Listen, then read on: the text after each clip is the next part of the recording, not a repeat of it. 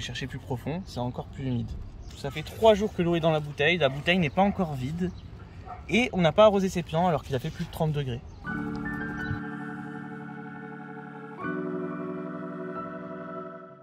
J'aurais besoin des nouilles que j'ai fait tremper dans l'eau, du bœuf, c'est environ 300 g de bœuf, et j'aurais besoin 4 oignons, une gousse d'ail, quelques feuilles de ciboulette.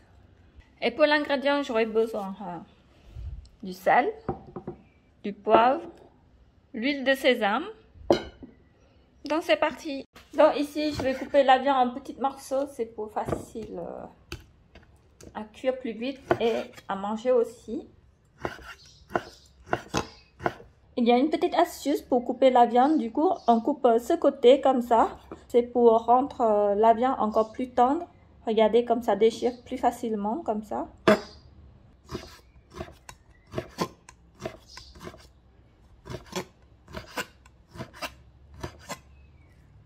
Je viens juste émincer les oignons, l'ail et couper la viande. Et maintenant, je vais les faire revenir à la poêle. Ici, je mets un petit peu l'huile d'olive et l'oignon.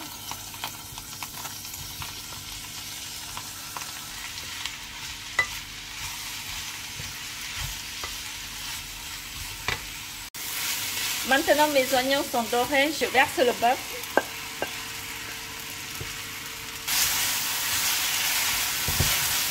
Mettre une pincée de poivre.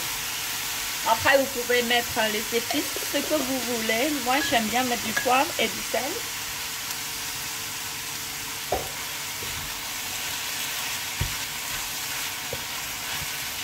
Je mets un petit peu d'eau aussi.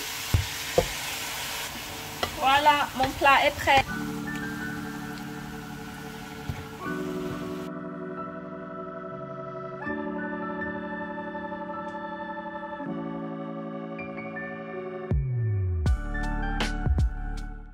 J'aurai besoin de steaks parce qu'on est 2 à manger. Ensuite, du vin blanc. Crème fraîche. Moi, j'ai utilisé crème entière parce qu'il me reste la moitié. Donc, voilà. Du beurre. Du poivre. Du sel. Une échalote. Et quelques feuilles de persil pour la décoration. Et pour l'accompagnement, ça sera la purée. Du coup, j'aurai besoin de la purée et du lait. En premier temps, je chauffe le lait.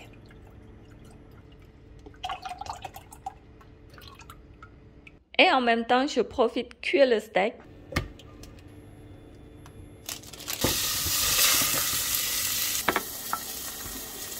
Mes steaks sont cuits et pour ne pas gaspiller le goût qui colle au fond de la poêle, du coup je vais faire déglacer échalotes dans la casserole. J'ai mis un petit peu du beurre.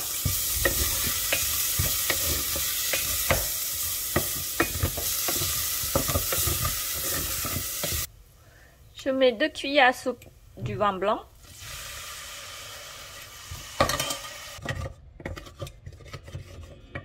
Puis les restes de crème entière.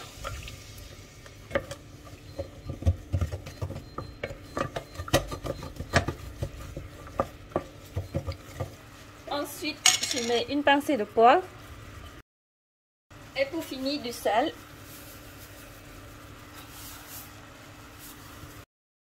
Faire la purée.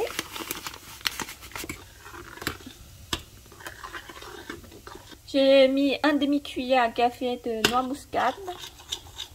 Je mets un petit peu du sel et du poivre.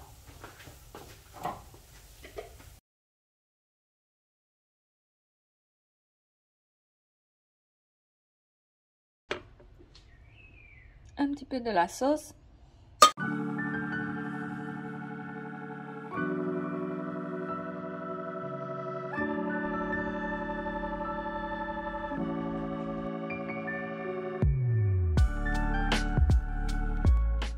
Aujourd'hui, j'ai envie porc caramel. Du coup, j'aurai besoin de 4 côtes de porc, sauce Maggi, du sucre, du sel, du poivre, une gousse d'ail et sera accompagné avec du riz. Il y aura aussi une petite entrée, donc ça sera carottes au jus citron et à la mayonnaise.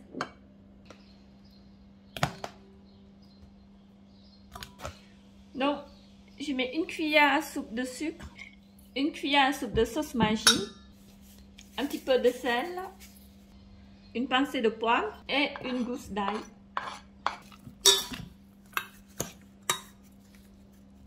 Ensuite, je laisse reposer environ 2 heures. Maintenant, on va préparer les carottes. Donc, pour la carotte, j'ai mis 2 cuillères à soupe de mayonnaise et un demi-citron.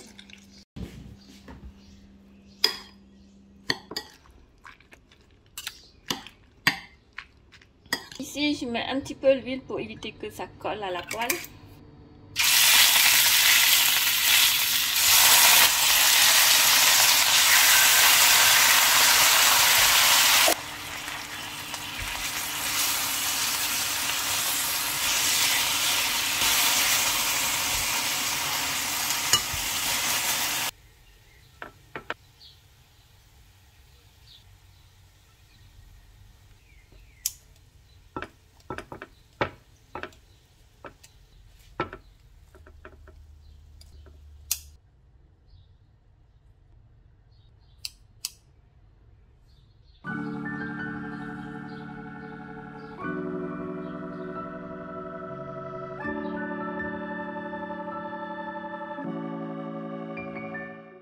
Qu'est-ce que vous faites?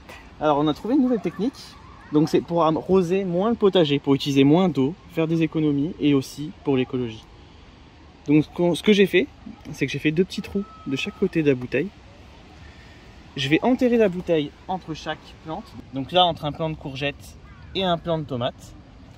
On va remplir cette bouteille et petit à petit, au goutte à goutte, ça va arroser à la fois la courgette et la tomate. Du coup, on aura besoin d'arroser beaucoup moins souvent. Et ça sera intéressant, ça va arroser petit à petit chaque plante. Et quand il fait chaud, c'est pratique. Alors du coup, on a les 2 trous là pour la tomate et les 2 trous ici pour la courgette. Je place ma bouteille. Hop, je l'enferme. Je l'enterre un petit peu. Le but, c'est que l'air ne passe pas dans les trous. Donc du coup, il faut que la terre rebouche ces trous. Et pourquoi? Parce que si l'air commence à rentrer dans les trous de la bouteille, du coup l'eau va s'écouler beaucoup plus vite et c'est beaucoup moins intéressant parce qu'en une journée l'eau sera déjà plus dans la bouteille, alors qu'avec cette méthode là, en rebouchant un petit peu les trous de la bouteille, normalement pendant plusieurs jours vous êtes tranquille et vous n'avez pas besoin d'arroser vos plants, même si c'est bien d'arroser quand même ces plants à côté. Donc on a fait le test déjà, donc avec cette courgette et celle-ci. Et regardez, si je creuse, regardez, c'est bien humide. Je vais chercher plus profond, c'est encore plus humide. Et l'eau, tu l'as mis quand, chérie, l'eau dans cette bouteille? 3 jours, il y a 3 jours. Il y a 3 jours, donc ça fait 3 jours que l'eau est dans la bouteille n'est pas encore vide. Et on n'a pas arrosé ces plants alors qu'il a fait plus de 30 degrés. J'ouvre le bouchon. Je remplis ma bouteille. Bon, j'en ai mis à côté, mais c'est pas grave. Ferme vite le bouchon, sinon l'eau s'écoule à cause de l'air. Et voilà. Et voilà, pendant normalement 2-3 jours, on est tranquille. Il n'y a plus besoin d'arroser. Même si c'est toujours bien d'arroser en complément, parce que la terre a quand même besoin, pour ne pas être trop sèche, d'avoir forcément de l'eau. Alors, autre chose d'intéressant, ce qu'on peut faire, c'est qu'on peut mettre de l'engrais à l'intérieur. Et cet engrais va se diffuser automatiquement dans les plantes, petit à petit. Du coup, on a 2 bacs à compost. Et ce qu'on va faire, c'est qu'on va tourner le robinet et récupérer un peu de liquide. Hop. Le liquide du compost. Dans une bouteille, en général, ce qu'il faut, c'est 10 centilitres pour 1 litre. Pour éviter que la plante soit abîmée par l'engrais. Et du coup, je verse. Et je ferme vite le bouchon. Alors, regardez, je vais enlever les bouchons, ça va être marrant. Regardez les bulles et le niveau d'eau qui descend. Maintenant, je remets le bouchon. Il n'y a plus d'air pour comprimer et le niveau d'eau reste stable. Merci beaucoup d'avoir suivi jusqu'à la fin. J'espère que ma vidéo vous a plu. N'hésitez pas à mettre un pouce bleu pour que ma vidéo soit référencée. Je vous souhaite de passer un bon week-end et je vous fais des gros bisous.